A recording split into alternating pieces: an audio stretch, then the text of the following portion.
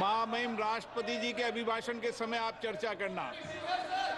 प्रश्न संख्या 1 श्री जी लक्ष्मी नारायण।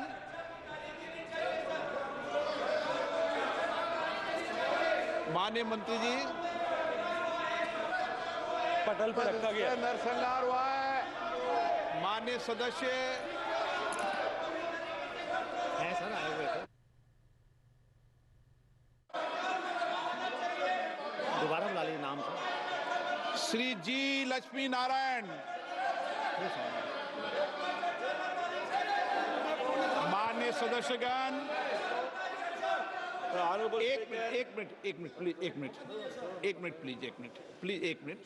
एक मिनट। माननीय सदस्यगण, महामहिम राष्ट्रपति जी ने कुंभ के बारे में भी चर्चा की है, इसलिए आप जब महामहिम राष्ट्रपति जी के अभिभाषण के अंदर जब अपने विषय को रखें तो वो विषय भी आप रख सकते हैं।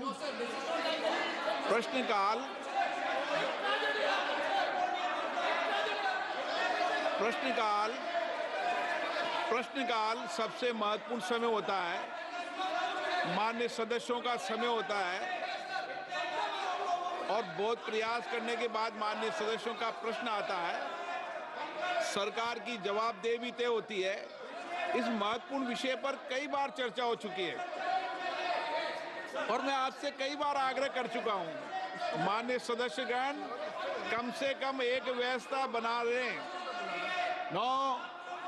एक व्यवस्था बना लें कि प्रश्नकाल के अंदर कभी भी विषय को नहीं उठाने दिया जाएगा। जब मैं आपका स्थगन को अलाउ नहीं करूं तब विषय उठाया करो। कभी हम संसद की व्यवस्थाओं को तो बनाएं ना।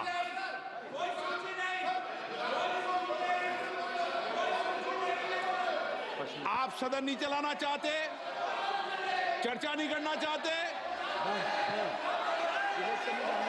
माननीय सदस्य। So thank you, Speaker sir. Question number 1 पूछा है सर, मैं supplementary का। While the National Culture Fund has successfully facilitated the restoration of numerous historic monuments across the country, I would like to bring attention to Gutti Fort, located in my constituency of Anantapur, sir. This majestic fort, the largest in the state, has witnessed the rise and fall of empires from the Chalukyas to the Vijayanagar Empire, the Mughals and the Marathas, sir, and even the British.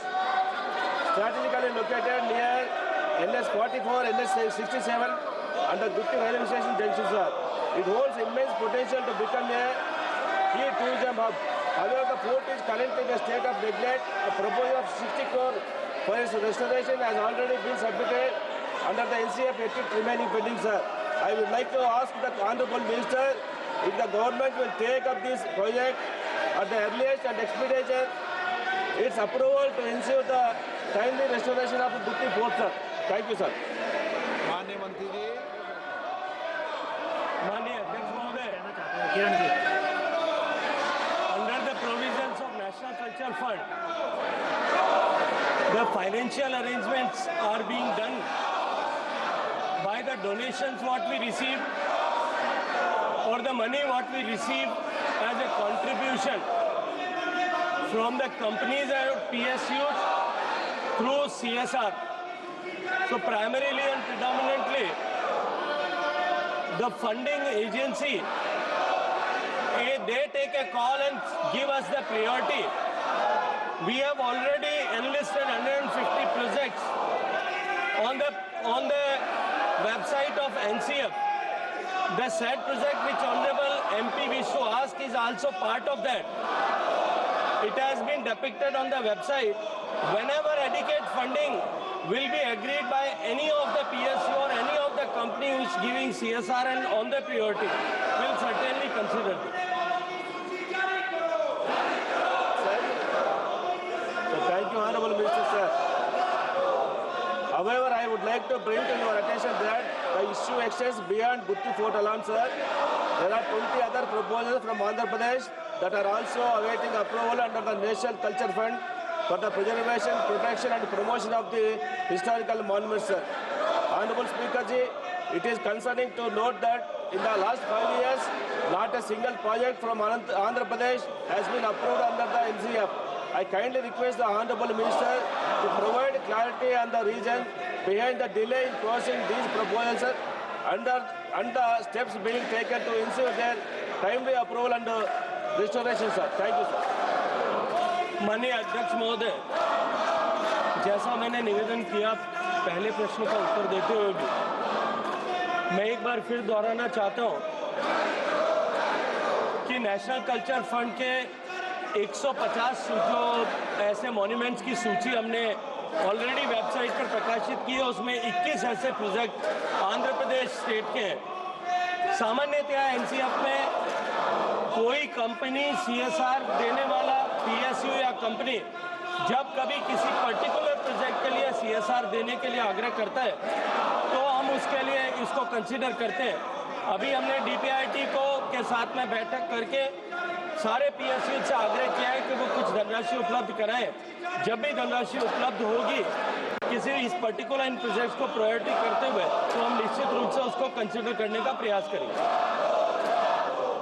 माननीय B Ramesh ji. Fund has proposed for water channelling and strengthening of Buddhist rock cut, stirrups and repairs of caves, and their use of structural charlia with 3 crore cost estimate. The project proposed also provides for a public amenities and landscape of gardens. Kindly, Minister, Honorable Minister, has to say on this. फिर मैं वही निवेदन करूंगा कि हमने उसको सूचीबद्ध किया है, उस पर धनराशि उपलब्ध होने पर निश्चित रूप से उस पर कार्रवाई की जा सकती। किरण रिजिजू जी, आप संसदीय कार्य मंत्री जी। सर, आज उम्मीद किया था कि अच्छा से पार्लियामेंट का क्वेश्चन आवर चलेगा। माननीय अध्यक्ष जी, आपने बार बार अनुरोध किया है, बार बार आग्रह किया है हमारे विपक्ष के साथियों को कि प्रश्नकाल को डिस्टर्ब ना करें, और ये प्रश्नकाल मेंबर का होता है, सरकार का सवाल पूछना होता है। आप लोग सरकार को सवाल नहीं पूछ के सदन को इस तरह डिस्टर्ब करना अच्छी बात नहीं है। अब जनता आपको सवाल पूछेगा कि आप सदन में क्यों आए हैं। आपके आग्रह करने के बाद भी इस तरह का डिस्टर्बेंस करना ये अच्छा नहीं है। सरकार की तरफ से मैं खंडन करना चाहता हूँ। बाकी जो भी बोलना चाहते हैं वो राष्ट्रपति का अभिभाषण पर सब बोल सकते हैं। ये पहला दिन इस तरह का ये नजर यहाँ पे जो अपोजिशन मेंबर्स ने जो हरकत किया है ये ठीक नहीं है। मैं सर इसका खंडन करता हूँ। श्री राम शिरोमणि वर्मा, प्रशांत पोडले, नाम शिरोमणि बोल रहे हैं। मल्लू रवि। क्वेश्चन नंबर 2, श्री सुश्री कंगना रनौत,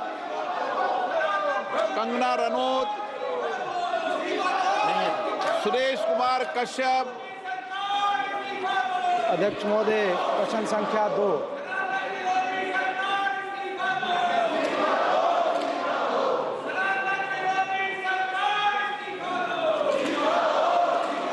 एक विवरण थोड़ा बदल दीजिए। अध्यक्ष महोदय, मैं माननीय मंत्री जी का धन्यवाद करना चाहूँगा जिन्होंने बड़ा विस्तृत उत्तर इस प्रश्न का दिया है। माननीय प्रधानमंत्री जी के नेतृत्व, श्री नरेंद्र मोदी जी के नेतृत्व में देश के लिए जो नवीन बजट 2025-26 प्रस्तुत किया गया है, इसमें समाज के प्रत्येक वर्ग का ध्यान रखा गया है। मैं माननीय वित्त मंत्री जी का धन्यवाद करना चाहूँगा कि जो बजट आपने प्रस्तुत किया है इस देश को एक नई दिशा और दिशा देने वाला बजट है और देश के विकसित भारत के संकल्प को पूरा करने वाला बजट है। मैं आपके माध्यम से माननीय मंत्री जी से जानना चाहता हूं कि क्या कॉरपोरेट कर की दरों में कमी से निजी क्षेत्र के निवेश में प्रभावी वृद्धि हुई है, और अगर ये वृद्धि हुई है तो कितनी वृद्धि हुई है, किस हद तक वृद्धि हुई है, मैं माननीय मंत्री से जानना चाहता हूँ।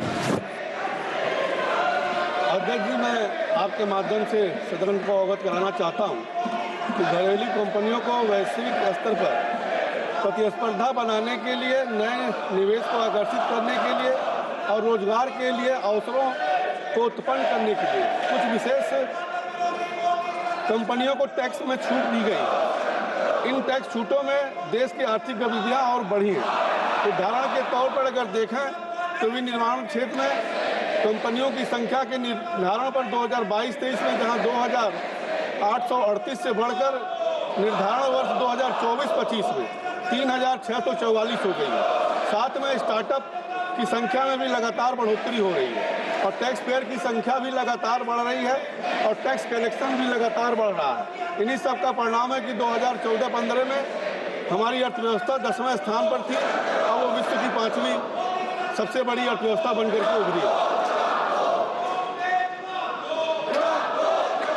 Honourable member Shri N K. Premachandran ji, N K. Premachandran ji, आप मुझसे कहते हो मुझे महत्वपूर्ण सवाल पूछना है, सीट पे नहीं बैठते हो, ये तरीका ठीक नहीं है आपका। Please Shri Kirti Azad ji.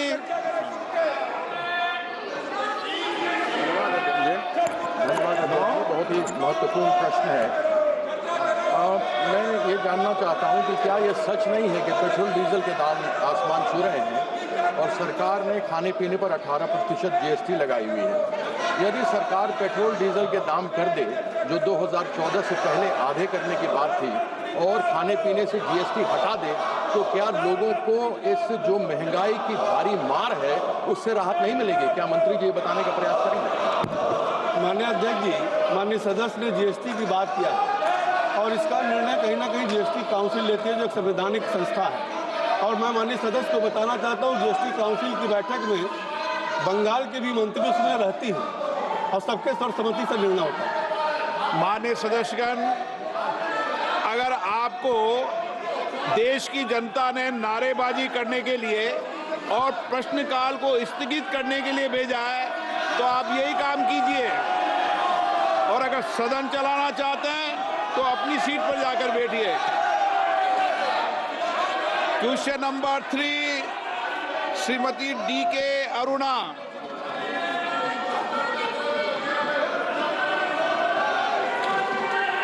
Question number 3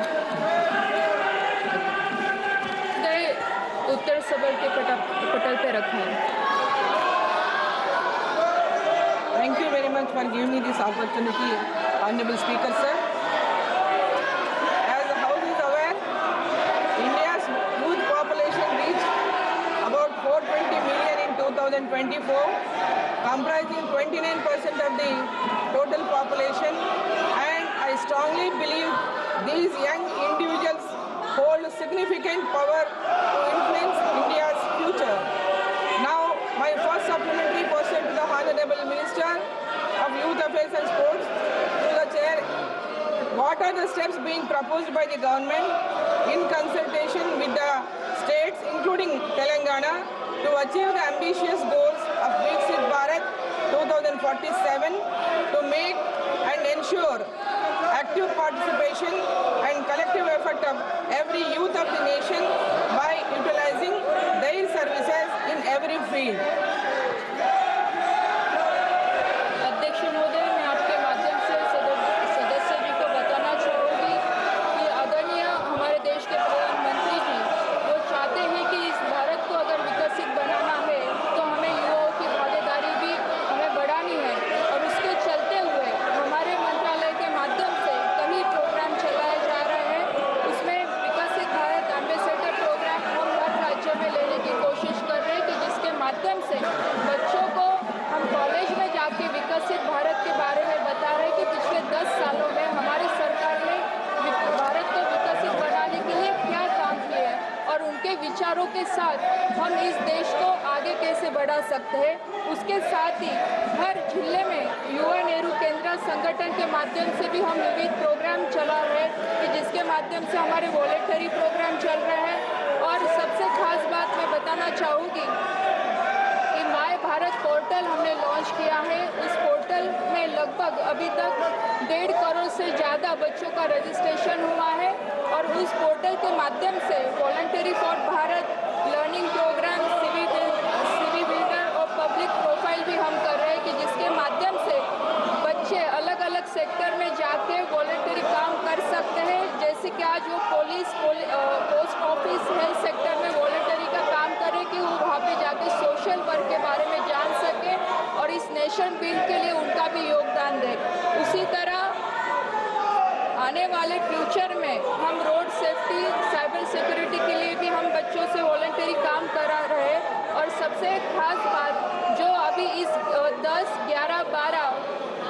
तारीख को जो यूथ फेस्टिवल हुआ उसमें खुद आदरणीय प्रधानमंत्री जी पूरे दिन भर बच्चों के साथ थे और हमने यंग डायलॉग्स का भी एक प्रोग्राम चलाया कि जिसके माध्यम से लगभग पूरे देश से 30 लाख बच्चों ने इसमें पार्टिसिपेशन किया था। धन्यवाद। Honourable member supplementary.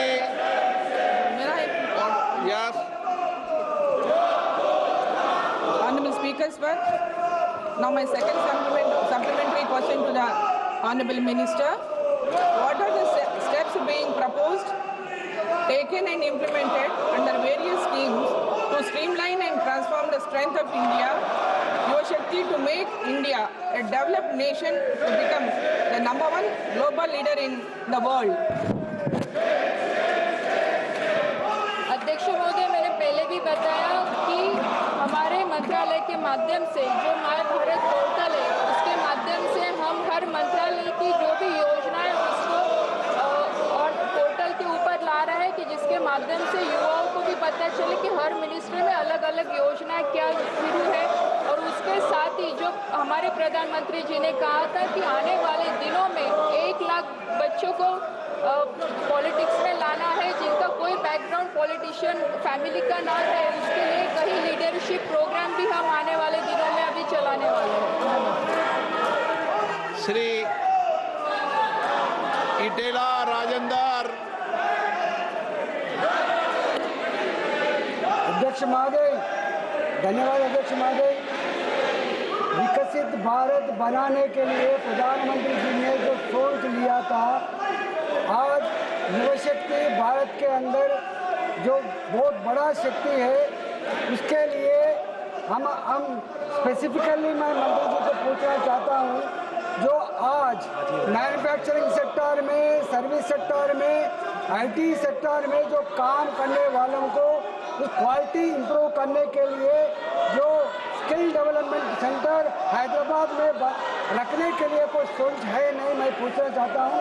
Second thing अध्यक्ष महोदय, ये अब्रॉड में जो काम करने के लिए, उद्योग के लिए जो जाता है, उन लोगों को पासपोर्ट निकालते लेके, पासपोर्ट से लेके वीज़ा तक उनको एक टिकट का पैसा भी देके वहाँ पे कंपनी में गवर्नमेंट खुद उन लोगों को कुछ दिशा दिखाए तो बहुत अच्छा है बोल के कुछ गवर्नमेंट के अंदाजा में ये सोच है, मैं पूछना चाहता हूँ। थर्ड थिंग अध्यक्ष महोदय, जो गवर्नमेंट ऑफ इंडिया ने आज हर एक सेक्टर में, जो एग्रीकल्चर सेक्टर में और ये पोल्ट्री एंड ये डेयरी सेक्टर में जो स्कीम लाया था, वो स्कीम अलग अलग राज्यों में वो इम्प्लीमेंट करने में दिक्कत हो रहा है। वो हमारा तेलंगाना के अंदर जो लाइफ स्टॉक का डिपार्टमेंट का जो स्कीम्स है वहाँ पे इम्प्लीमेंट नहीं हो रहा है। इसके बारे में जो राज्य प्रोएक्टिव श्रद्धालुओं की सुविधा के लिए और उनकी यात्रा को सुगम बनाने के लिए एस्केलेटर और लिफ्ट का प्रावधान किया जाए, ताकि शारीरिक रूप से अक्षम व्यक्ति भी मंदिरों में दर्शनों का लाभ उठा सके। धन्यवाद। धन्यवाद डॉक्टर सिकंदर कुमार जी। माननीय Shri AD Singh, concern over high cancellation